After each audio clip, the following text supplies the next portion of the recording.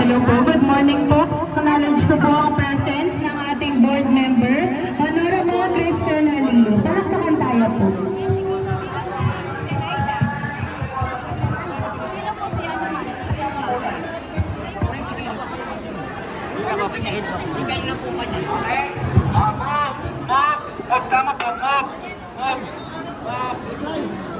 Gagaloya po yung ina, di ba? O, pabilis. Ano nga po ba yung kayo po? Lunglong na kayo sa dulo. Pabilis nga po yan.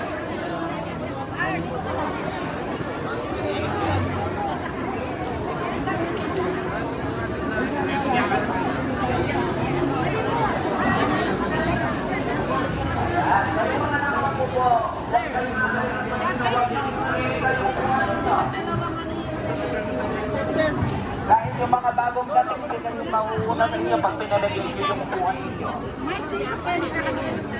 Nakahuli. Opo, tapong may mayat kayo, at inla ulit ibigay staff, releasing staff. Eh, yun na po wala. Once na may wala lang ito. Nilala po apalitan. Ulingitan niyo po yung manabono king abiyas. Kaya po, Tagalog, kapag nagbayad kayo, may ibibigay silang releasing staff.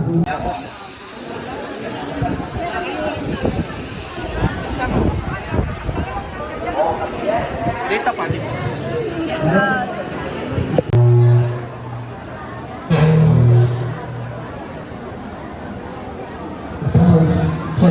Ayan. Alin ba ng Celeste Sound System? Check, search. Check, search. Ayan. Alright. Clear pa na yan. Para po kung paano tumi-tumi, dapat bayang gatang, ating tamo pong payment kanina po, para getang payment. Then after your payment, proceed ka getang baku, getang malapit, getang court. Then getang po right side view, para getang pila na ng releasing. Ito, at paalala, huwag natin wawala yung releasing staff na binigay sa atin, wala nila mo ulit. Once again, wala na po din. Sorry to say po, hindi ko makapag-release sa kanyari niya. Uling, ala kami po kasi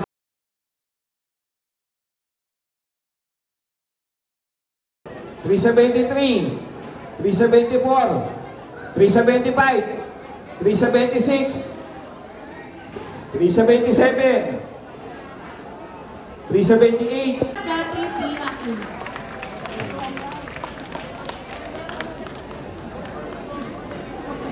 381 po, 382. Sige po, so upang simulan ang ating programa, hingin po natin ang gabay ng buong may kapal. Tumayo po tayo para paunahan ng ating panalangin ng ating President of Senior Citizen sa Barangay Mabiga, si Madam Grace Dizon po.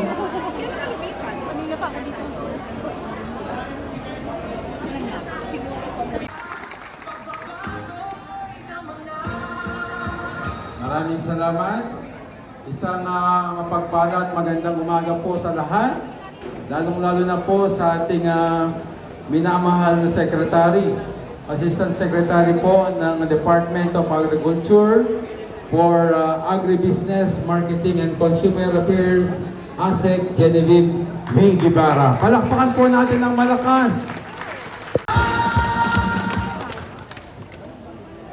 Ang ating representante po sa probinsya po ng Pampanga, Board Member Sherry Manalo, Board Member Christian Alili, at ang ating pong City Agricultural Officer, Ma'am Engineer Rem Magtubo. Siyempre po, ang mga member po ng Sangguniang Panlunsod, we have here Councilor Honorable Benny Ocson, Councilor Lisa Pineda, Councilor Errol Jake Sullivan, Councilor Patricia Ann Acorda, Councilor Ike Morales. Meron din po tayong bisita, yung Barangay Council po ng Barangay Madapdap. Nandito po si Councilor Annabel de los Reyes. Ay, Madiga, sorry po. Hindi, sinadya ko talaga magkamali.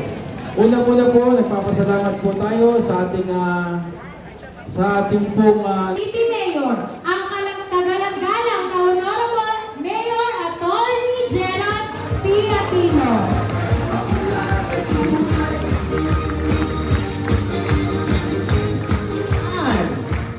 Napakasigla ng ating MC. Hi!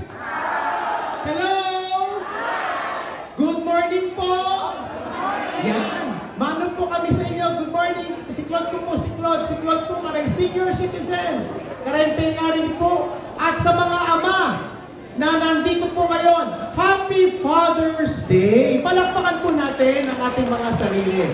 At syempre, napakasaya po ng umagang natin ito. Dahil first ever launching po ito, nandito po ang mga bisita natin na galing pa po sa malayong lugar para makilahok at makita na ang mga programa po ay nakakaabot at nakakarating sa mga bawat pamilyang Mabalakenyo dito po sa ating lugar. Siyempre, masigasig na palakpakan ibibigay po natin sa ating Assistant Secretary po ng Department of Agriculture, ASEC, Genevieve Guevara, or mas kilala po si ASEC Bebang. Palakpakan po natin. Yan. Thank you very much, ASEC. At syempre, nandito po ang ating Region 3, Department of Agriculture, RTD, for Operations and Extension, Dr. Arthur David. Palakpakan po natin. Good morning, sir. Kapampangan niya po taga Magalang. Sa mga Food Terminal Incorporated, of course, we have Creative Specialist Riza Richie Marciano. Good morning po. Administrative Assistant 4, Edwin Toledo Jr. Ang ating pong Coordination and Planning Head, Ma'am Eliza Gonzalez. Meron po kasama po natin ang Senior Aquaculturist Chief Extension Division OOPA, Mr. Chito Catilago. Good morning. Yan po, sir. Good morning po. Sa mga kasama po namin naglilingkod dito po sa Mabalacat City, ang ating pong head po ng City Agriculture, palakpakan po natin Engineer Rem Donato. Mga kasama po namin barangay dito, yung Pisasen, at syempre, ang mga city officials po natin na kung saan yung mga programa at proyekto ay nararamdaman na po ng bawat Mabalakenyo sa pamumuno po sa Sangguniang Panlusod, ang ating minamahal na Vice Mayor June Castro. Ang mga councilors po natin, Papang Benny Ocson, Tita Liza Pineda, Councilor Errol Soliven, Councilor Patricia Acorda, Councilor Ike Morales, at syempre, ang mga kasama po nating mga board members po sa First District po ng Pampanga sa pamumuno po ni Governor Nanay Lilia Pineda and Vice Governor Dennis Delta Pineda. Nandito po ang mga minamahal natin board members, Board Member Cherry Manalo, and Board Member Christian Halili. So magandang umaga po sa lahat ng narito. Kami po'y masaya. Kayo po ang tinatawag nating buena mano. No? Sa buong lugar po, ang Pampanga lang po ang nabigyan ng pagkakataon na makapagmowa sa FTI at sa Department of Agriculture para sa 20 pesos bigas. Ngayon po, sa buong Pampanga, dito lang po sa Mabalacat ang nabigyan ng pagkakataon para makapagmowa tayo sa Kadiwa program ng ating minamahal na Pangulong Bongbong Marcos. Palakpakan po natin ang ating Pangulo. Kalidad po ang bigas, napakasarap po niyan, no? Napakasarap po. At pwede po tayo mag-allocate na 20 kilos per person. Yan po, i-roll out natin kung hanggat kailangan twice. Siguro simula tayo sa twice a month kasi may mga preparations po yan.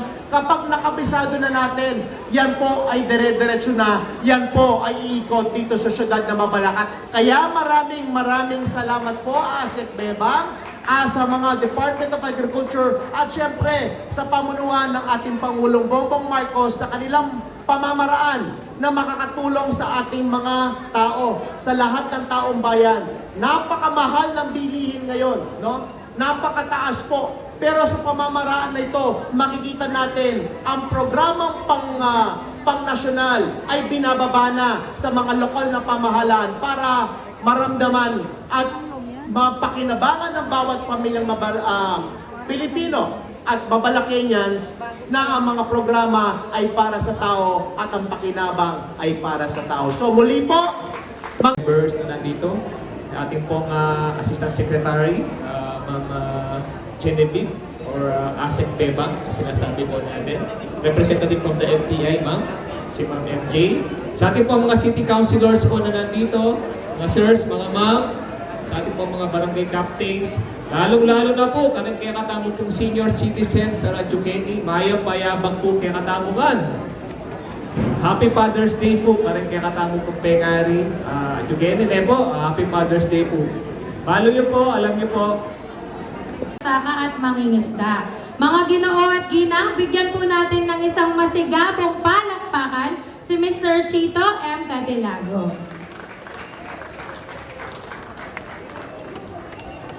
Hello. Payapayabang po. On behalf po ng Boss Lee, Mr. Jim Maliklik, ng Office of the Provincial Agriculturist, na pasensya na po may punta ngayon para ganing okasyon tamong P20 Rice Project, 20 bigas na sa Mabalacat City. Sa mga programang magbibigay ng benepisyo sa ating mga kababayan. At this point po, ito na po ang susunod na bahagi ng ating programa, ang magbibigay liwanag sa layunin at kahalagahan ng proyektong ito para sa bawat Pilipino. Mga kaibigan, upang ibahagi ang rasyonale ng P20 Rice Program, atin pong salubungin ang Assistant Secretary for Agribusiness, Marketing and Consumer Affairs ng Department of Agriculture. Palakpakan po natin, ASEC Genevieve B. Guevara.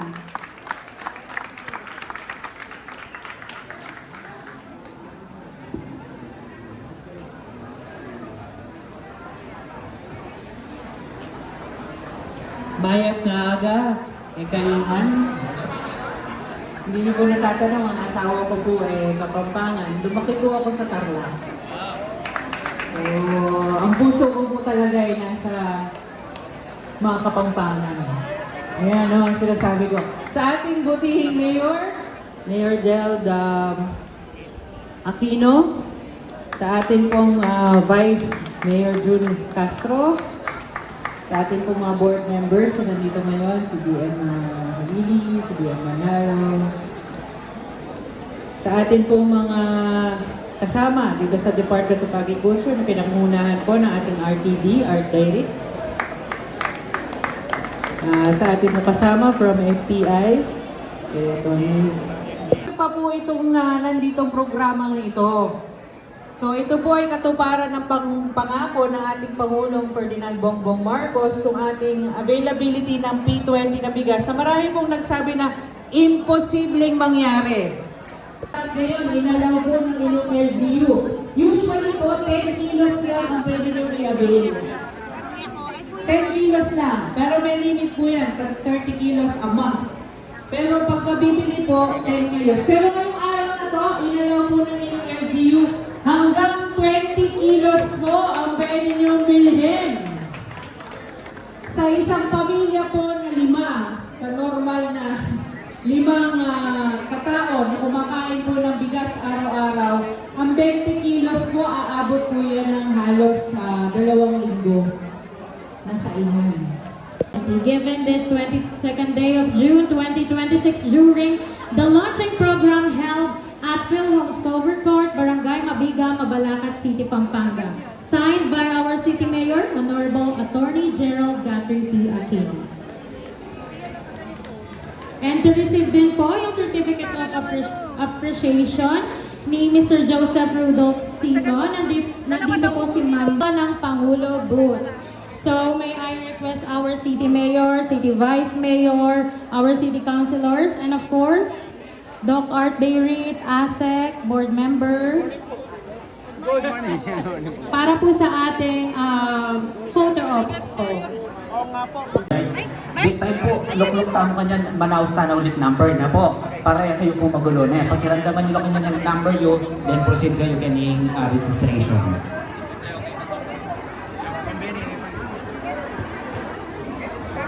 po.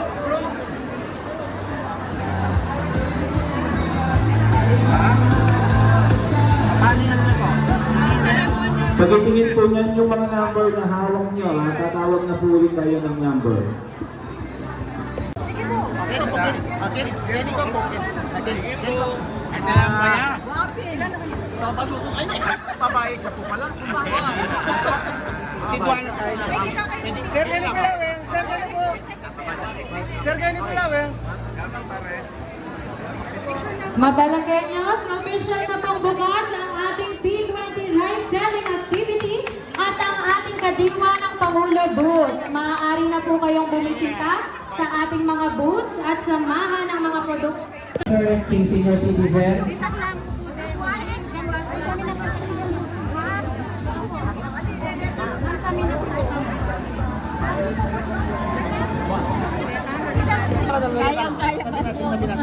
Picture muna tayo, sir. Picture. Picture lang po. Picture. Bye, step. Sige, sige. Si Dia magbibigay, si Dia magbibigay. Sabi nito ko nito sinabi ni Asik, paano niyo ba pinagsulitan ng mga ibabalang nasyonal ang K-20 bigas dito sa Mabalacat? Alam niyo po, dahil unang-una, nakita natin ay napakaganda ng Kadiwa program, yung 20 pesos bigas, na handog ng ating Pangulong Bongbong Marcos, na kung saan tinulungan tayo ni Governor Nanay Lilia Pineda, Vice Governor Dennis Delta Pineda, mga board members natin, Board Member Cherry Manalo, at Board Member Christian Lili. Kaya dito po sa siyudad na Mabalacat, kami po sa tulong po ni Vice Mayor Jun Castro, mga konsyal, mga department heads, kami po yung nakipag-ugnayan rin sa FTI. Tayo po yung nakipag-ugnayan sa Department of Agriculture na nandito ngayon, si Asek Bebang Guevara, para po may baba ang ganitong klaseng programa at makinabang po ang bawat Mabalakenyans. Na kung saan nakikita natin yung gusto na mangyari ni Pangulo na yung pangako na yung bigas ay umabot na ng 20 pesos at ngayon nandito na sa syudad, marami pong makikinabang at tuloy-tuloy po yan na i-roll out natin dito sa syudad ng Mabalacat. Gagawin po ito sa buong Mabalacat ngayon? Yes po, ito na po ang launching natin. Ibig sabihin, ito pa lang umpisa sa sobrang daming gagawin natin na i-roll out po natin kasama ang Department of Agriculture at syempre ang ating kasamang City Agriculture Office po. Mayor, bukod sa mga senior, sino ba yung mga sector na Ma'am, nandito ako sa may senior citizen area po na releasing. Nasa po kayo. Kasi, ano pa? Alvin po. Maraming salamat.